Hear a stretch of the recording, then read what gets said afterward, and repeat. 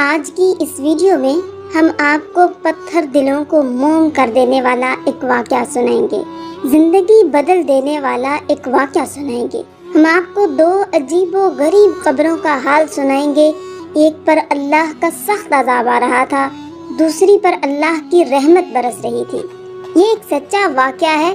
اس عبرت ناک واقعے نے لاکھوں کروڑوں بھٹکے ہوئے نوجوانوں کو راہ راست پر لگا دیا، لاکھوں بھٹکے ہوئے نمازیوں کو نمازی بنا دیا، اللہ کا ولی بنا دیا۔ آپ بھی ایک بار اس واقعے کو دل کے کانوں سے سنیے گا۔ انشاءاللہ یہ سبق آموز اور عبرت ناک واقعہ آپ کی زندگی بدل دینے کا ذریعہ بنے گا، آپ کی زندگی میں انقلاب لانے کا ذریعہ بنے گا۔ آپ اللہ کے محبوب بن جاؤ گے، توبہ کرنے پر مجبور ہو جاؤ گے۔ اس لیے آپ تمام لوگوں سے گزارش ہے کہ ویڈیو کو آخر تک ضرور دیکھیے گا۔ اگر ویڈیو پسند آئے تو اسے لائک کر کے اپنے دوستوں کے ساتھ ضرور شیئر کیجیے گا۔ میرے پیارے نبی حضرت محمد مصطفیٰ صلی اللہ علیہ وآلہ وسلم نے فرمایا، صحابہ میں اللہ کا حبیب ہوں۔ پھر فرمایا، جو جوان جوانی میں توبہ کرتا ہے وہ بھی اللہ کا حبیب بن جاتا ہے۔ آؤ اللہ کے حبیب بن جاؤ، آؤ اللہ کے دوست بن جاؤ۔ جب تم اپنی ساری زندگی مالک کے نام کر دو گے تو پھر وہ ساری کائنات تمہارے نام کر دے گا۔ ناظرین، ایک عبادت گزار شخص تھا، متقی پرہیزگار تھا، دنیا کے میلوں سے بے خبر ہو کر اللہ کی یاد میں مصروف رہتا تھا، دن کو روزہ رکھتا، پوری رات قیام کرتا تھا۔ اس نے اپنے دل کا تعلق اپنے رب کی ذات کے ساتھ جوڑا ہوا تھا۔ سبحان اللہ، اس نے رب سے صلح کر رکھی تھی، رب کو منا رکھا تھا، اللہ کا محبوب تھا۔ یہ کہیں جا رہا تھا کہ راستے میں ایک قبرستان آیا۔ اس نے سوچا کہ کیوں نہ رک کر فاتحہ پڑھ لیں۔ آج میں کسی کے لیے فاتحہ پڑھوں گا تو کل میرے لیے بھی کوئی فاتحہ پڑھنے آ جائے گا، ہو سکتا ہے اس کے منہ سے نکلی ہوئی فاتحہ میری بخشش کا ذریعہ بن جائے۔ اس لیے جب تمہارا قبرستان کے گرد گزر ہو تو ضرور فاتحہ پڑھا کرو، ضرور ان کی بخشش کے لیے دعا مانگا کرو، ہو سکتا ہے تمہاری دعا ان کی بخشش کا ذریعہ بن جائے۔ ہو سکتا ہے تمہارے منہ سے نکلی ایک سورہ فاتحہ مرنے والوں کی بخشش کا ذریعہ بن جائے، ان کے درجات کی بلندی کا ذریعہ بن جائے۔ اس اللہ والے نے سوچا کیوں نہ رک کر فاتحہ پڑھی جائے۔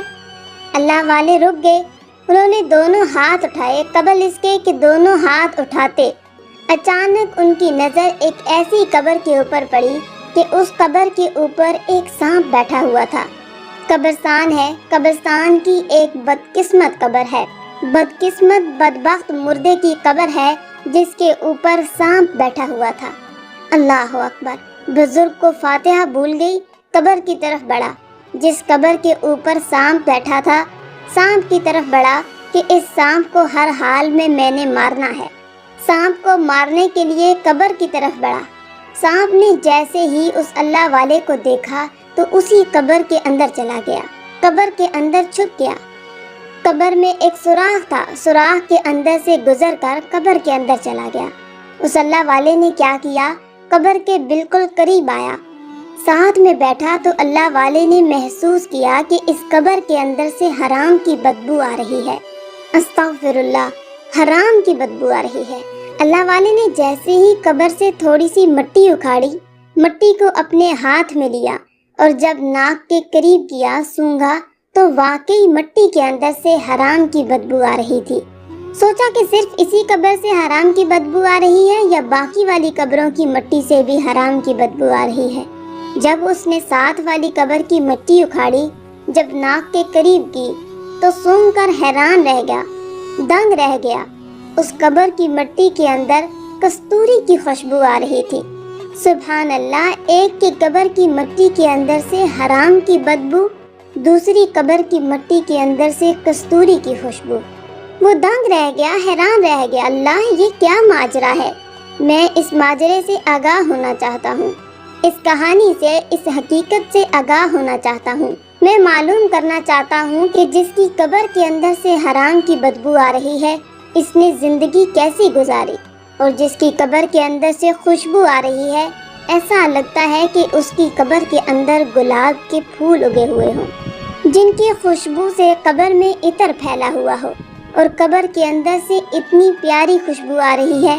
میں جاننا چاہتا ہوں، معلوم کرنا چاہتا ہوں کہ یہ قبر والا کس طرح کی زندگی گزار کے قبر کے اندر گیا ہے کہ اس کی زندگی میں کیے گئے نیک اعمال اس کی بخشش کا ذریعہ بنے اور اس کی قبر کے اندر خوشبو پھیلانے کا ذریعہ بنے۔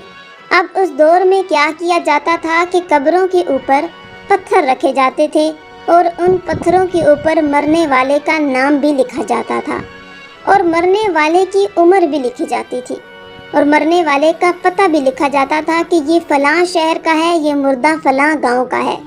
اس نے جیسے یہ قبروں کے اوپر پڑے پتھروں کو دیکھا تو معلوم ہوا کہ یہ دونوں لڑکیوں کی قبریں ہیں اور یہ دونوں لڑکیاں آپس میں بہنیں لگتی ہیں۔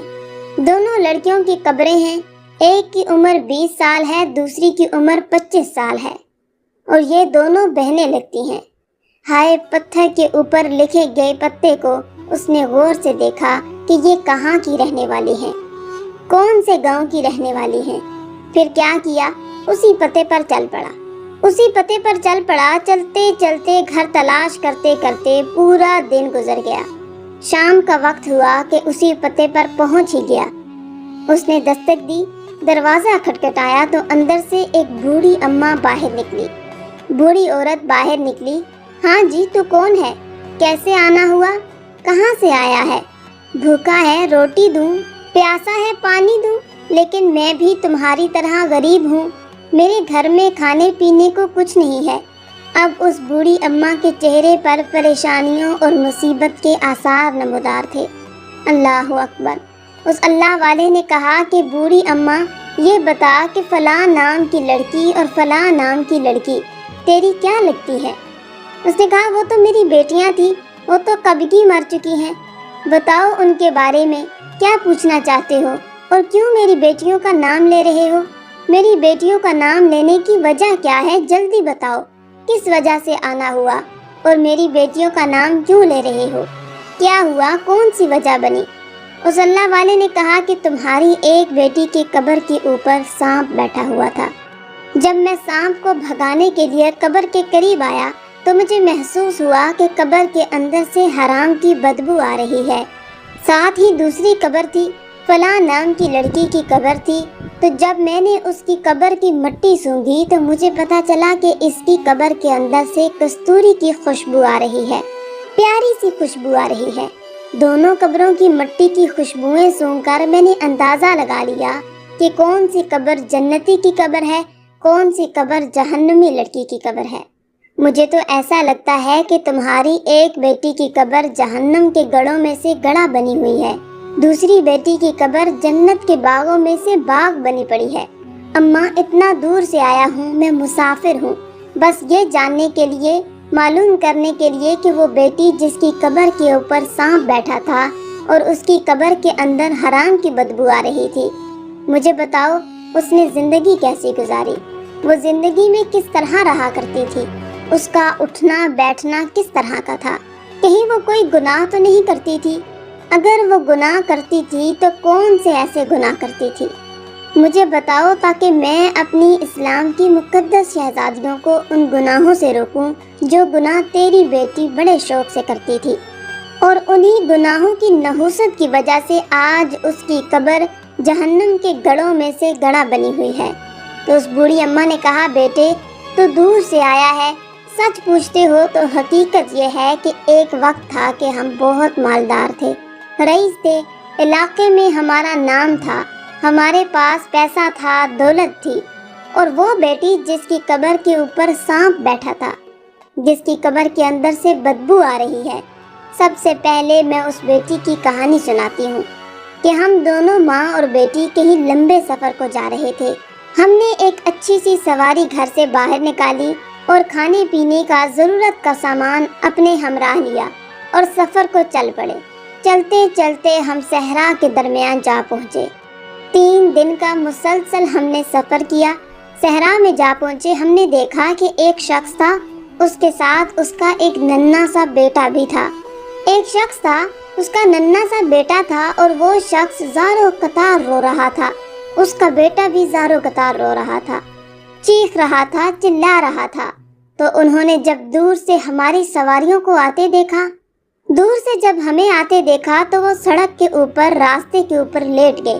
ہم جب ان کے قریب پہنچے تو میری بیٹی سواری سے نیچے اتری، گھوڑے سے نیچے اتری، تو ان کو کہا کہ تمہیں کیا تکلیف ہے، تم ایک سائڈ پہ ہو جاؤ، مسافروں کو کیوں ڈسٹرب کر رہے ہو؟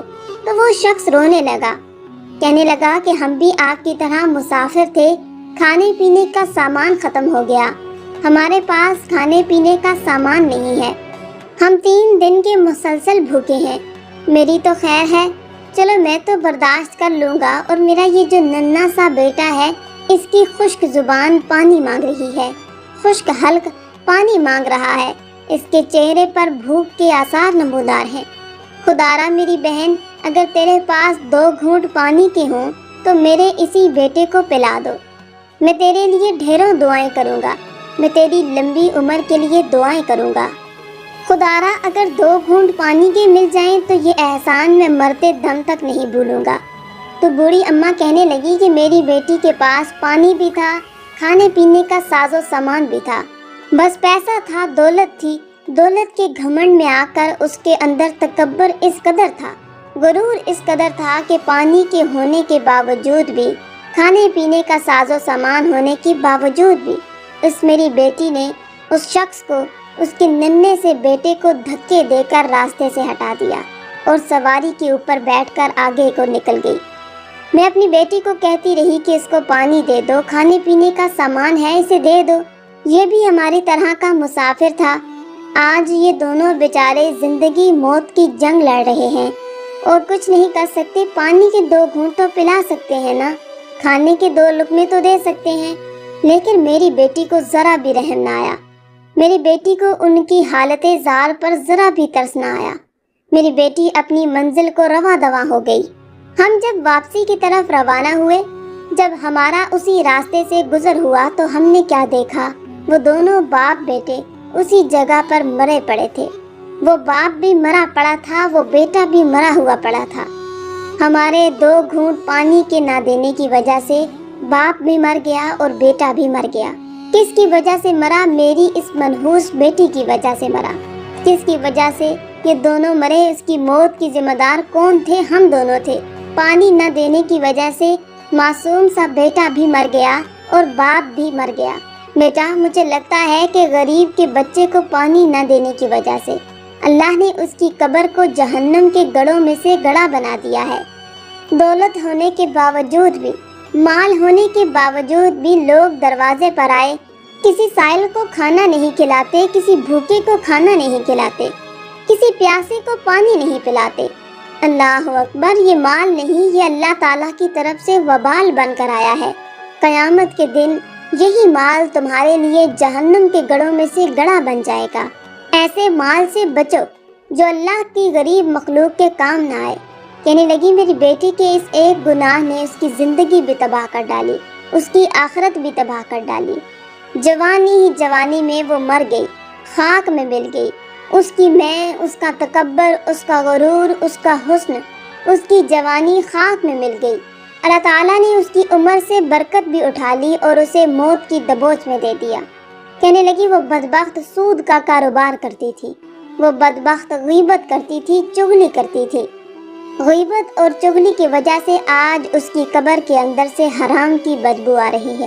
میرے رسول کریم صلی اللہ علیہ وآلہ وسلم کا فرمان عالی شان ہے، جس نے بھائی کی غیبت کی وہ ایسے سمجھے کہ اس نے مردہ بھائی کا گوشت کھایا۔ مردہ بھائی کا اس نے گوشت کھایا ہے جس نے غیبت کی۔ غیبت سے بچنا۔ وہ دنیا میں غیبت کرتی تھی، چغلی کرتی تھی، غریبوں کی مدد نہیں کرتی تھی۔ آج اس کی قبر کے اندر کیڑے ہیں، بچھو ہیں۔ غیبت اور چغلی کی وجہ سے اس کی قبر کے اندر سے حرام کی بدبو آ رہی ہے۔